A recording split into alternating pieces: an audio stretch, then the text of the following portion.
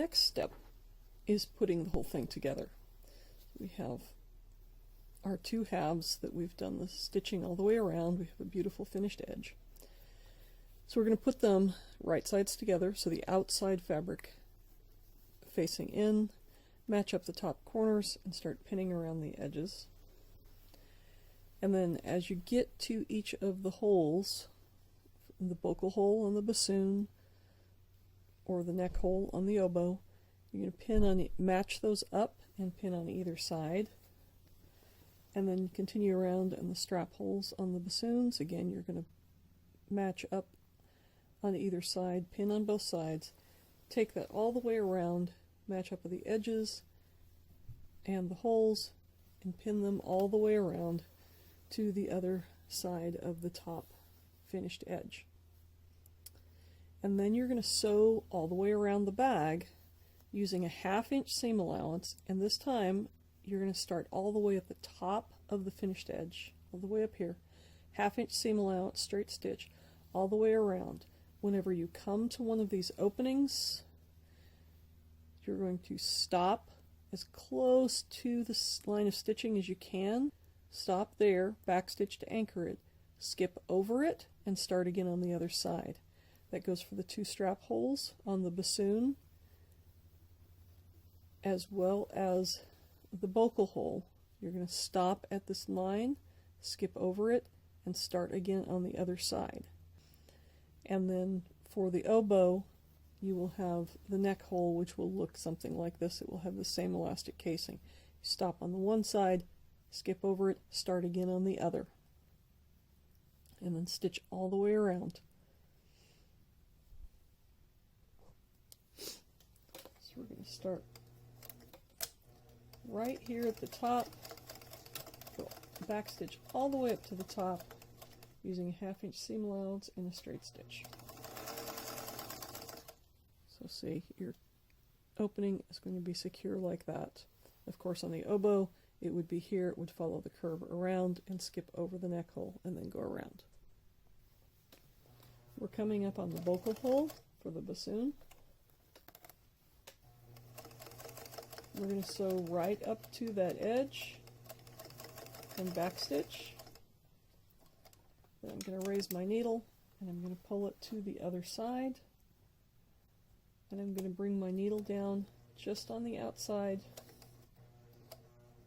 of the other side. Take a couple stitches back to anchor it over there and then continue on.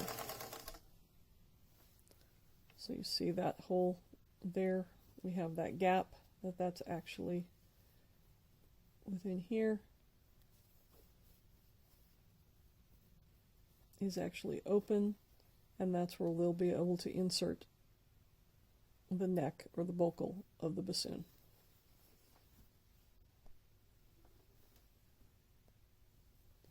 And here I'm coming up on the first strap hole, and this is what the neck hole on the oboe would look like. Come up, so right up to that edge, I'm going to go past it. This part is a little trickier. Get up as close to it as I can. Take a couple stitches back and continue on my way. And again, I've skipped that, so it is open. And we'll insert our elastic through that casing, and we'll have the hole that you can insert the strap in here or the neck on the oboe. And I'm coming up on the very end. I've made it all the way around this enormous bassoon bag, and I'm coming up the very last stitching all the way to the top.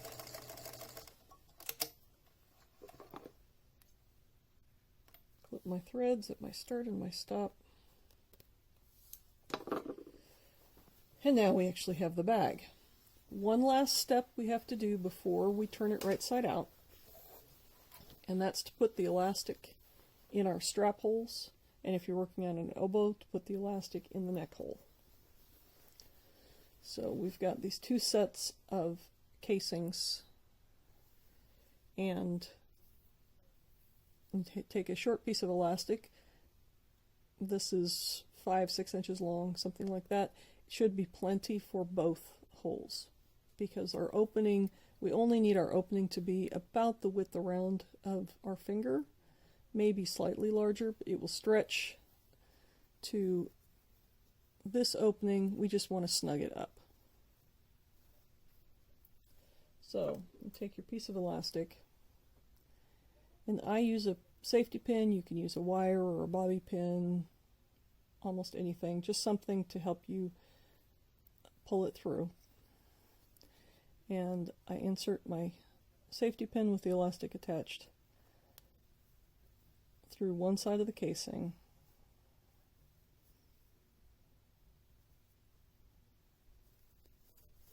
Pulled out the other side, make sure you don't pull it all the way through. Insert it into the other half of the casing on that same hole.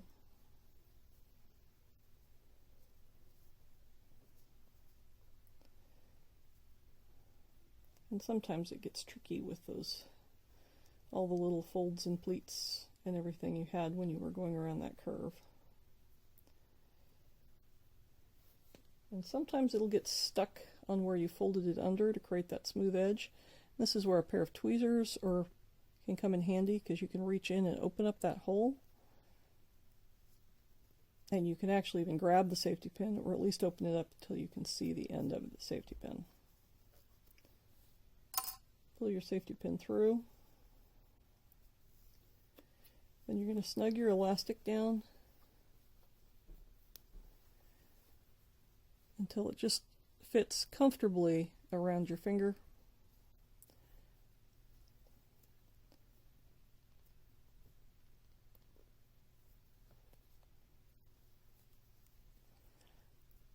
I like to tie a knot just to hold it. And then you're going to stitch down your tail. Stitch it into that seam allowance. You're just going to run some stitches right across here. And then you're going to cut it off and take that, what's left of it, and run it through the other hole. So we stitch this down.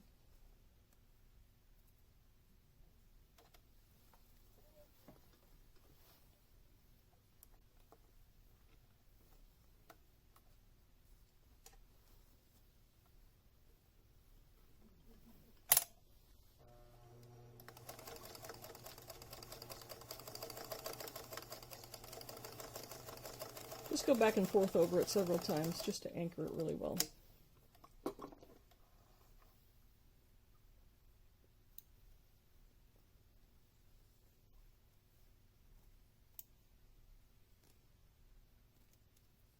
Trim your threads, and then trim the tail off this elastic.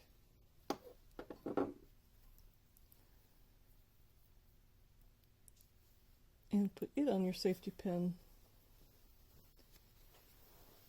and run it through. Do the same thing on the other strap hole at the bottom. The other thing I need to do before we move to turning it inside out is, you see here I've got my thread where I skipped that gap, or I skipped my stitching over there. I want to trim that thread off so that it doesn't bind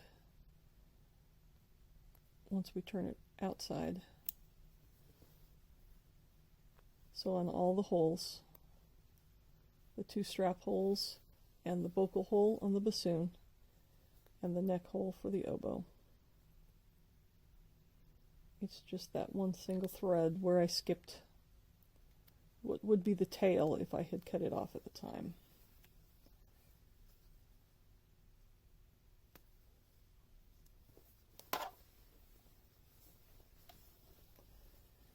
And then on the bocal, you see my gap right there. Just trim that thread off.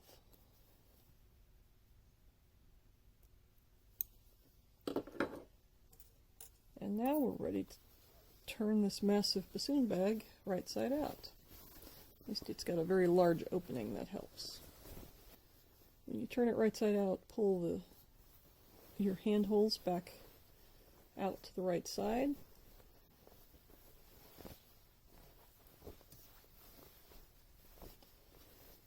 See our little tag that shows where the bocal hole is. That will help them find where to put the bocal.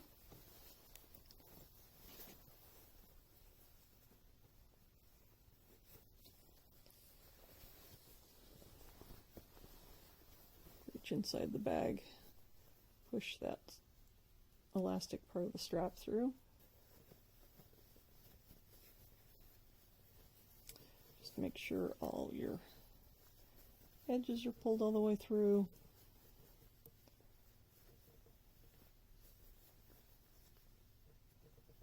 And then just pull your elastic strap, the elastic bands all the way through on your strap holes.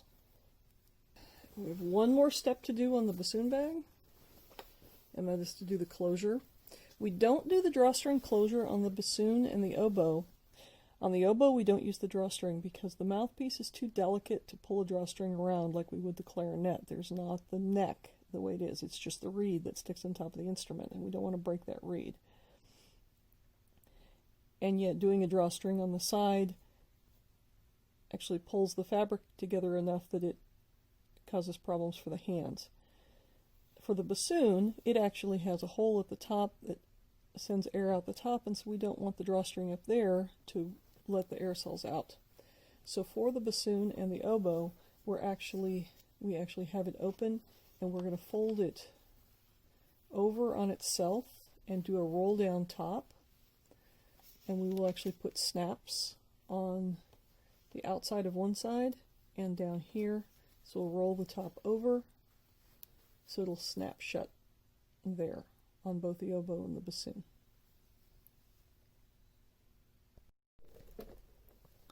Now, I have these really nice kind of industrial size snaps that I'm going to use.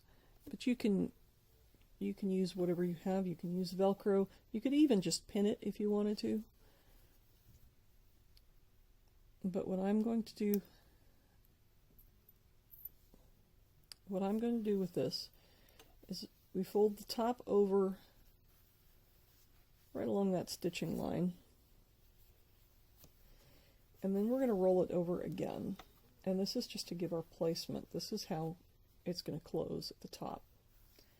And so we need to put a pin in where we want our snaps to go. So I want a snap to go about here.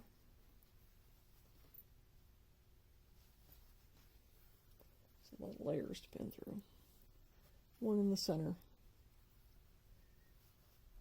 and one on the other side. For the oboe, you'll probably need 2 pins, just one on either end, because the opening is so much narrower. Bassoon, it goes all the way across. So I'm going to need to position my snaps so that I have one end in here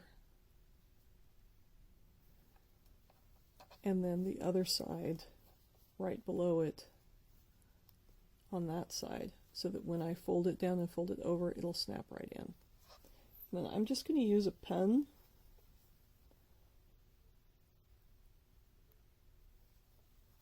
to mark where I want that snap to go. And if you hold it down and just mark above and below, that should get you pretty darn close.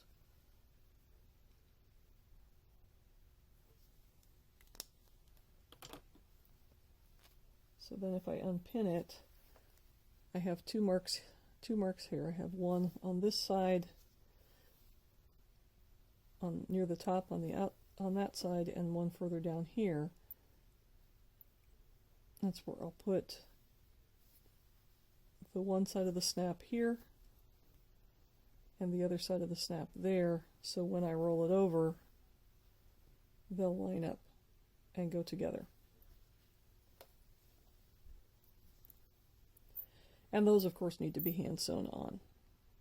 So that's my final step.